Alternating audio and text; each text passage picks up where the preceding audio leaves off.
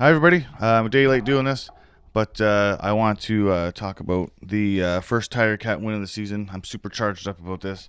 It was such a great game. I actually was only able to make it to the second half. My son he played flag football in one of the Hamilton leagues, so his tournament was that day. So we did that, and then we went down to the stadium after and caught the second half. And the first half was great. It seemed like it was a bit of a defensive struggle, but when I watched it back, you could see Hamilton's offense starting to lay the groundwork for what they were going to do in the second half. But anyways, like they were following their game plan, which was great. I want to talk about special teams first, though. They came out and they were fired up. They were playing so great.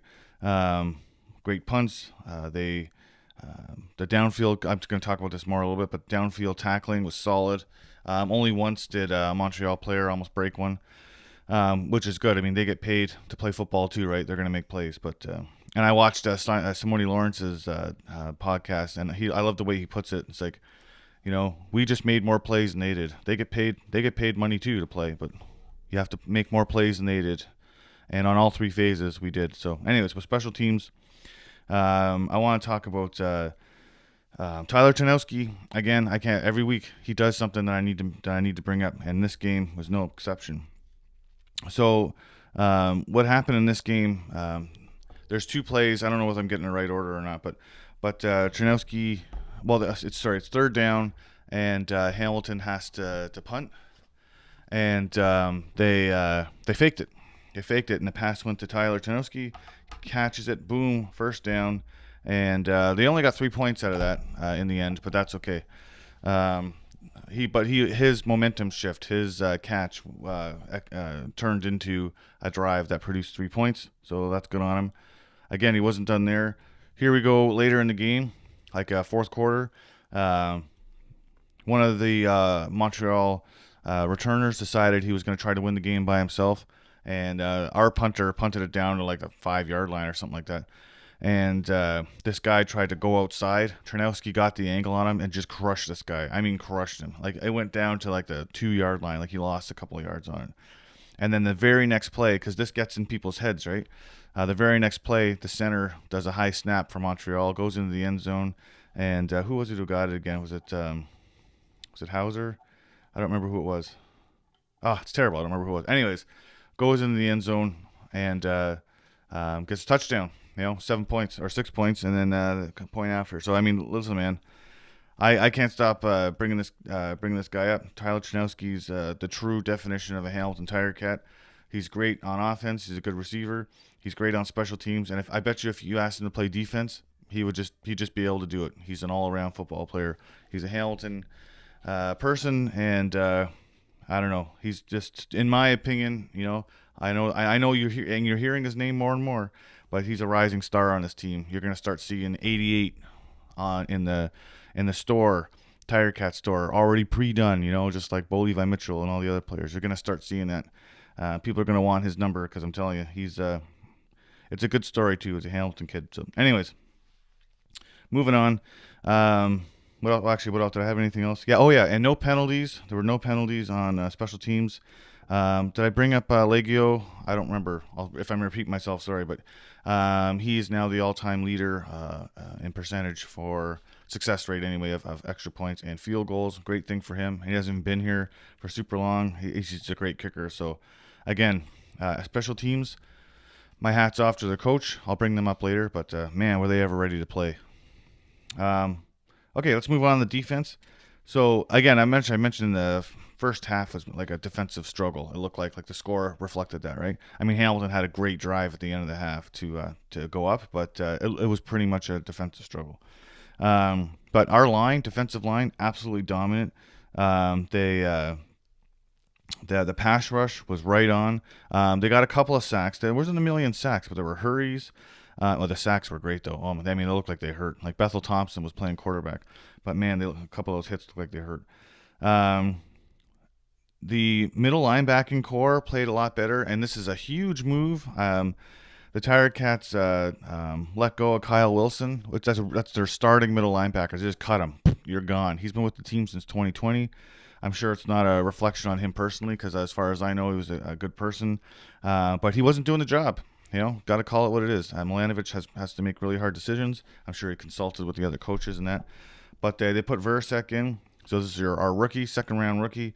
He played great. I mean, some of the hits that wow. He informed tackles. None of this, going for highlight reel hits. He is a complete. He's the definition of a linebacker. Solid hits, stopping people in their tracks. Even if they caught the ball, they paid for it. And not to mention the fact that in the fourth quarter, third quarter. I almost said Bolivia Mitchell. Bethel Thompson lets a pass goes right off the hands of a receiver, right into his hands. Boom, pick six, his first game. Just amazing. But that's a reflection of how this defense was playing this game. They didn't leave anything on the field. They were great over in the middle. That I was complaining about so much. Massively improved by Verisak being in there. Maybe it's just because he's scared and he doesn't know any better, but he played great. We also had the boundary corners. Oh my God, they pick up the game too. He had Moxie Casatonis and Amos. Oh my God, these are three huge stars, and they played like it. Man, some of the hits that Casatonis put on these Montreal players, it was like they were afraid to catch the ball. But Moxie and Amos, and one of them had the pick too. I don't remember. It might have been. I don't remember which one it was, but they had a pick in the first half anyway. Great. Oh, just great stuff. Absolutely fantastic football that they were playing. Just want to see if I had any other notes here. No, that's it. But again, great to see this defense playing like a Hamilton defense. How they should anyway. All right, let's move on to the offense. So still kind of the weak part of the team, but last night they played great though. For a game that was so well executed, it's a shame that one still has to be the weak link. But they played great though. I'm not even throwing shade at them. So what are my notes here? They were really efficient in the first half. They had a game plan. They were trying to get a running game going, and they stuck to it. And even though it was low scoring, they came out of the first half winning because they just stuck to their guns, right? Another thing I want to say about substitutions, and again, this is nothing personal. I really like Bell, but in my last episodes I was saying that he's just not a starter, and I know he was hurt, so he's got a calf injury or something, so that's why he wasn't playing in this game. But you see the instant, and I'm talking instant, change in the running game with Ward and Augustine. So I'm not saying that Bell shouldn't play, but he shouldn't be a number one. It has to be a 1-2 punch, because this game proved that having two backs that are rested between plays and stuff, there's a benefit to that. So when they were in the first two games, they were just sticking with Bell. Like Johnny didn't even hardly get to touch the ball at all. So that has to change. We have to have a 1-2 punch at that position, because it worked. Montreal is one of the best defenses in the league, and we beat them good. So anyways, this is a very positive change, and I'm glad to know that the coaches are listening to my podcast and did exactly what I told them. Yeah. If Milanovic ever sees this, and he'll probably find where I am and laugh at me in my face, but that's okay. I'm armchair quarterbacking it, I know, but it's nice though. He made that change, and it worked. So what else have I got here? What would I leave off? Game plan, said all that. Yes. So I'm still not a big fan of those hitch screens, and bubble screens. That's what they would call it in the NFL. I'm not a huge fan of those still, but they worked in this game for a couple of reasons. One, they had a running game, right? So if you have the middle linebacker, or if you have the linebackers staying over where the line is, that helps a lot, with these screens, because they're too afraid of having to stop the run. Second reason they work is because they were actually creative about it, and I got to give them credit. I got to give Milanovic credit for this, because it wasn't just to a receiver, and it wasn't just way out on the boundary either. It was like he was rolling out. Like there was one where it was like a hitch pass or a wheel route almost, you can sort of in the backfield, and the blocks were set up great. So it was creative. It wasn't, and he's throwing it to a running back, someone who's built to run out in the open field. That's what I hate about those passes. You throw it to a receiver, and they can't make a move, and they get tackled right where they are, right? And no, but even though I'm still not a huge fan of those plays, they did them to perfection, and it worked because they had a running game. They were creative about it, and the blocking. My God, you look at someone like Lawler, Ternowski again. We'll say his name on offense. The blocks, they were lighting these guys up clean, no penalties. There was no holding. There was no block in the back. None of that nonsense. They were disciplined. These blocks these guys were throwing, they were sealing off the edges. And Augustine, a running back, right? And Ward got a couple of them. And actually, I think Litre got one too. They got him involved too. I mean, this is how it shows how this was a total team win. I've said a lot of names, in this episode, right? Because everyone got to do their part, and because it's a team sport. So, oh my God! But the licks they were laying on some of these Montreal players, on their corner boundaries, or their cornerbacks. I'm trying to say, man, they were just like it was outstanding. I mean, this bye week really, they had a chance to really get some stuff together. And again, they were throwing high percentage stuff, right? You saw Bo drop back, boom, he had someone open. It was high percentage, and they possessed the ball. They kept Montreal's offense off the field. They had the Montreal defense tired, sucking air.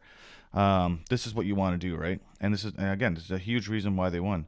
Yeah, they were just methodical. They were, and Bo was one of the best reads I saw in this game. Though this was probably my favorite play on offense.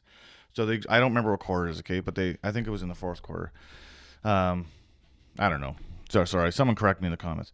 But so here they are. They get down the field, and actually Montreal laid a lick on Augustine at the goal line.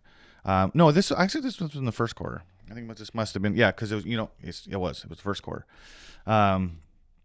Someone laid second quarter. Anyways, go on, Dave. Tell the story. It was in the second quarter. So they get down, and Augustine goes to run the ball in the end zone, but I don't remember who it was on Montreal, but he laid a lick on him. Man, that was a good hit for Montreal and kept him out of the end zone. So I listened to Simone Lawrence talk about this too on his podcast, and I just love watching him. Like, he's got so much energy, and he's just he's like lifelong Tiger Cat, like loves the city. I love listening to him talk too. But the next play, they go for it. So they go for it on third down, and they didn't try to run it. So I watched in the backfield all this motion that they had. So they moved over.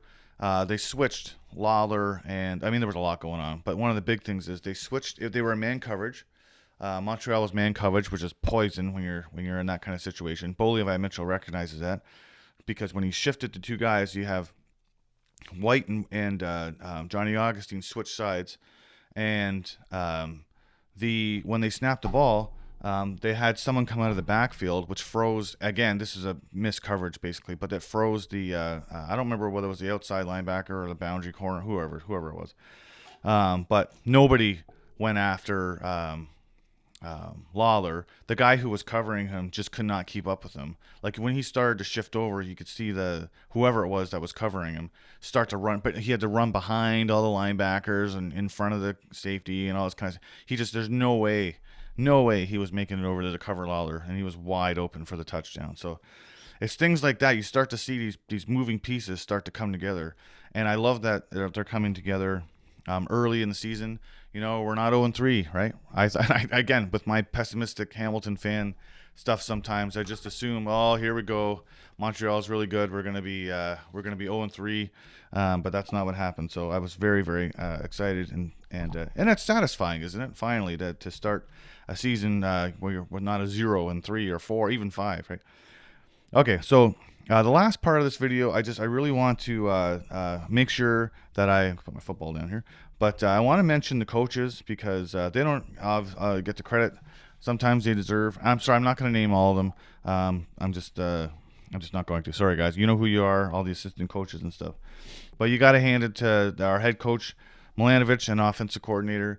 Very creative with some of these plays. Finally, you got some time. The players are more accustomed to the playbook, and it shows. They had the bye, right? So it's just they got their stuff together.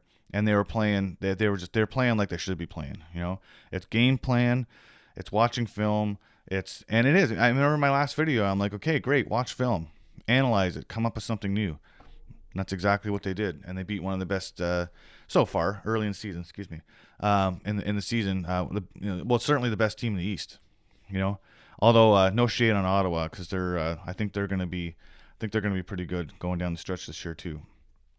But anyways, long story short, Milanovic, good job on him and having the balls to cut your starting middle linebacker because he just wasn't doing the job.